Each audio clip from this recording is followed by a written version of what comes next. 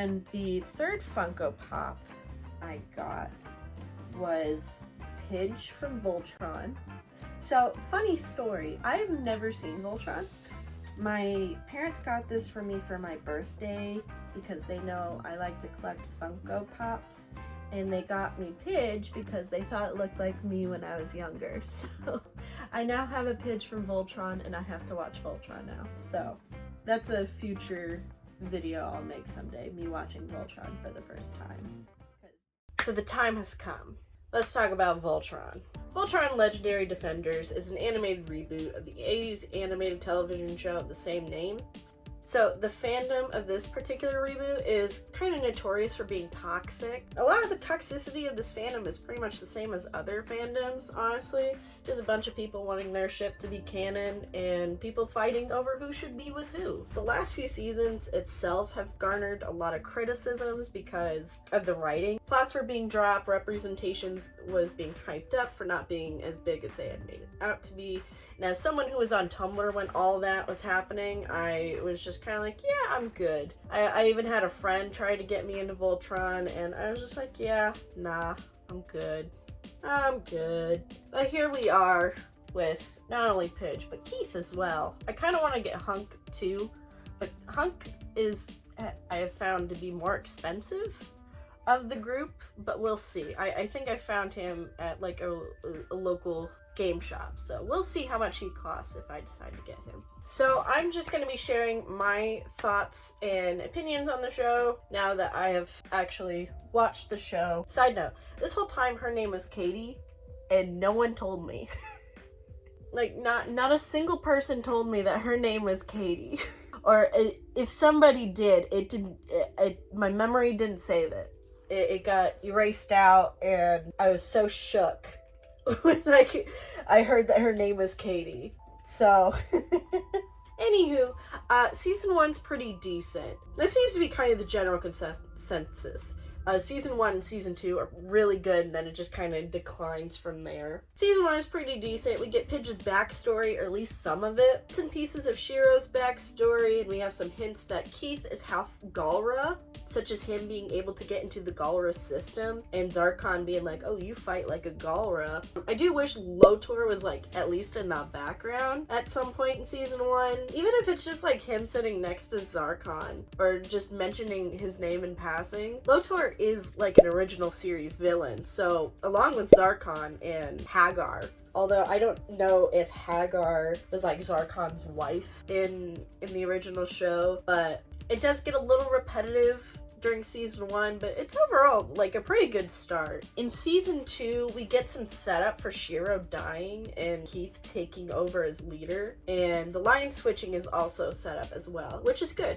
I love it when stories set up things seasons in advance, which I guess it makes sense if we're going to have Allura become a paladin like in the original 80s lineup. Also in episode 8, Shiro is like, you need to shape up if you're gonna be leader someday, and Keith is like, dude, nothing's gonna happen to you, I'm not gonna be a leader, which honestly is kind of a good setup for something happening to Shiro and Shiro's disease, although I don't know if they... Okay, so in season 7, it is established that Shiro and Keith knew each other beforehand. I guess they kind of set that up in episode 1 as well, but... So, it is established that Keith and Shiro have history together, and in season 7 we get a little bit of some of that history, and it is established that Keith knew about Shiro's disease and things like that. And so this is just kind of a little bit of a continuity error. But yeah, that's a good setup for what is going to happen. Season 3 seems to be where some of the criticisms for the show start to arise, and some of the things that people take issue with in this show stem from the original cartoon.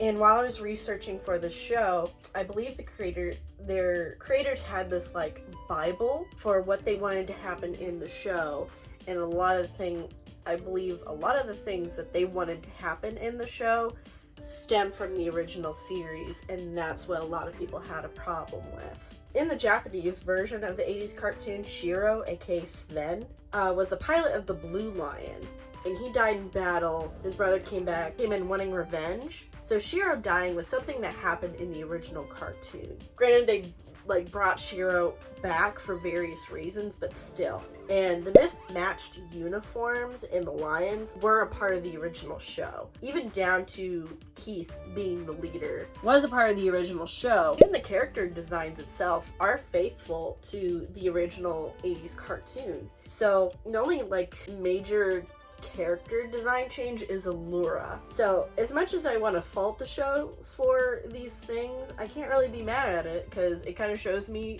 that a lot of love went into the show. But as a result, I think since they were so hung up on keeping elements from the original 80s cartoon happening, that they kind of backed themselves into a corner because they established Shiro being the leader and then Keith taking over, because it seems like a lot of the issues with the show stem around Shiro and Shiro coming back, because even later that they're I'm getting ahead of myself, but Lotor is established as a villain in this season, and Lotor is such a much more compelling villain. He's a much better villain than Zarkon. Zarkon is just kind of a bland villain for the first 2 seasons, and Lotor is out here playing the long game.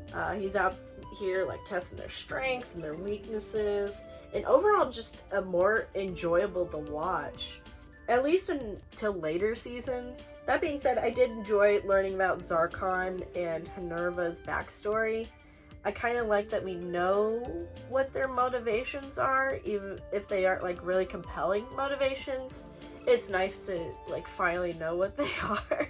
The thing about their motivation is they aren't very threatening, if that makes sense. They aren't very threatening villains, because in Dark Crystal, the Skeksis, they kind of had the same motivation. They want essence. They want whatever this life force is, and they go crazy because of said essence. But the Skeksis are much more threatening and scary villains than Zarkon and Minerva are. There's this recurring issue in the series where they change things up and they stick to it for a little bit and then they decide to retcon it. The issue kind of started happening in what I like to call the Shiro Alone episode, aka episode 5 of season 4. Where they were gonna have Shiro die, but then they decided to retcon it, kinda. He's a clone, but we're gonna be putting his former subconscious back into the body of his clone. And we pretty much see how Shiro returns to the team in the episode The Journey. But honestly, I do think Shiro should have stayed dead, because, as I had mentioned earlier, a lot of the issues with the show center around bringing him back and not knowing what to do with him and all the other characters, because now we have too many characters. The dynamic has changed, and we don't know how to maintain the dynamic while also bringing back the old dynamic. If that makes any sense. It probably doesn't. But even in the show, they acknowledge this. In episode 6, they're just we got too many paladins, what are we gonna do? And they're just you know what, we'll just keep the status quo the same, but the new status quo stays the same. Keith remains the leader, and Shiro takes on Allura's former role for an episode. And then season 4, we undo all of that. Season 4 starts off with them coming up with a reason for Shiro becoming the leader again and Keith leaving. I do like that they made the reason a complicated issue, because yeah, we need numbers to defeat Lotor, but we also need to know what Lotor is doing, especially considering he ends up being proclaimed as the enemy of the Galra Empire for some reason. I do like they use this time apart to not only have Keith become the leader he needs to be, but we also learn what's up with his mom. I do also think that these changes are making the group's bond weak in later seasons. Other than that, Pidge reuniting with her brother and the episode where Karan turns into a crazy showbiz manager were really good. They're good. Okay, so season 5, it seems like they decided to have Shiro be a clone after the fact. Like they were like, okay, we're gonna have Shiro come back, he's fine. And then season 5, they were like, what if we made Shiro a clone, though? They decide that now is the time to have Shiro be acting out a character. You also get some Lotor's motives, which is obtaining quintessence in a permanent way that doesn't revolve around ravishing planets. They decide, okay, you know what, we're gonna have Lotor have a redemption arc, and they even go as far as having Zarkon being killed by Lotor. And then they just kind of decide to retcon his redemption arc by revealing that he's still a bad guy, and he's out here harvesting Altean quintessence. It seems like it came out of nowhere. There was no foreshadowing to this at all. They just kind of decided, you know what, we're gonna have a twist. We need to figure out how to have Romel be in the show, because Romel was in the original series, so we need to figure out how to bring her in. So this is how they brought her in. Out of all the ways that we could have brought her in, she could have been like one of the cadets back on Earth. Literally anything, but they just were like, this is how we're gonna bring Romel into the show. It's like, okay.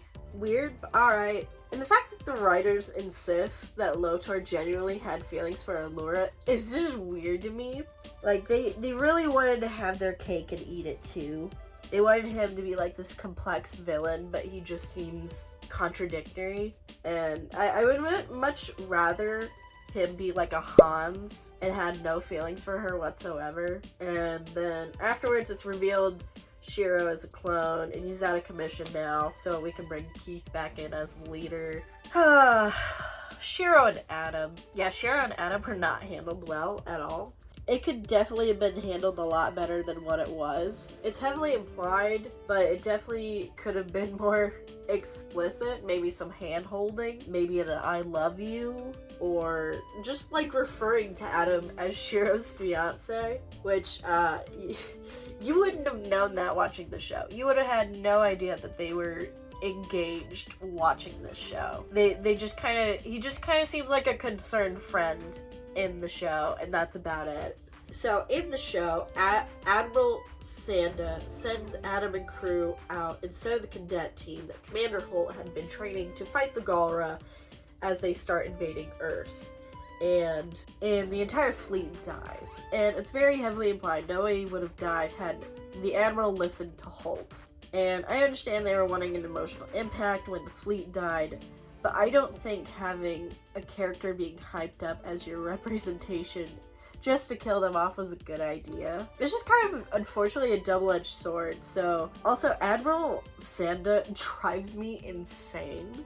This woman generally thought if we handed Voltron over to the Galra that they would just stop attacking Earth, and it's just like, no, they wouldn't. We even told, the characters even told her that, and it's just like, she just didn't listen. Anyways, season 7's okay. It's a little boring towards the end. The feud and the journey were probably the best episodes of the season. Season 8, man. Season 8 is definitely the worst season of the show, which I think everybody can agree with. I actually took a break from watching the show once I started season 8. I eventually got back around to it, and I gotta say, as much as romance was demanded in this show, the romance writing in the show sucks. It really is not this show's strong suit at all. I was not convinced Allura had romantic feelings for anybody in this show, especially Lance. There are some episodes that I like, but overall the season just was not strong. Minerva as the final boss, while a good choice, I kind of feel like her motivations weren't very strong, and they weren't very compelling. She didn't really care all that much about Lotor this entire series. And she wants to bend all of reality to undo everything she did. And as soon as Lotor doesn't, little baby Lotor doesn't accept her, she's like, well, fine, I'm just gonna destroy everything. And then Allura decides, you know what, it's okay, we're gonna fix all of reality, but Minerva and I are going to sacrifice ourselves in order to do that. And, which, in the grand scheme of things, does not seem like an equivalent exchange. It just kind of seemed like... And in the grand scheme of things, that doesn't seem like a very equivalent exchange. It kind of seems like they just wanted a main character to die, and instead of going with the obvious choice, Shiro, we went with Allura. Schaefer Alice's suggested that sacrificing the lions would have been a better ending, and I completely agree. Overall, yeah, the ending wasn't very good. Lance deserved a better ending, and so did Allura. I didn't really ship them together, but them being together happily at the end would have been a lot better than what did happen. In terms of endings, the ending didn't make me mad. Granted, I kind of knew what the ending was to begin with. It just kind of has some missed potential. It didn't immediately retcon everything that it spent almost a decade building towards. I found, like, while watching the show, it's very difficult to not let video essays I'd watch about the show not color my view of the show. I kind of kept getting ahead of myself before I even finished the show, and is it flawed? Yeah, it is. Could it have been done a lot better? Yeah. Do I feel like this is a bit of a love letter to the original 80s cartoon? And yeah. Is there a reason why this show had such a passionate fan base? Yeah. Because it's really not that bad. It's fun, and the show has really likable characters, and it has some really good episodes, and I'll definitely be rewatching it. As for recommendations, for Voltron, I wouldn't watch past season 7. Much like How I Met Your Mother, I don't recommend watching the last season of the show. Whatever ending you have in your head is probably a lot better than whatever happens in season 8. Unless you like carnival episodes, then you can watch the Clear Day episode. But for the most part, if you liked watching Voltron, I recommend watching She-Ra, assuming you have already watched Avatar: The Last Airbender. And if you really liked Minerva's plotline in season 8, where she wanted to, like, bend all of reality to have her family back, but it didn't tear your heart out quite right, you should definitely watch WandaVision. It is very heartbreaking, and make sure you watch the entire Infinity Saga before you do. Thank you all so much for watching. Be sure to comment, like, and subscribe, and be sure to let me know what kind of videos you want to see next. This is Katie Ross, signing off. Boop!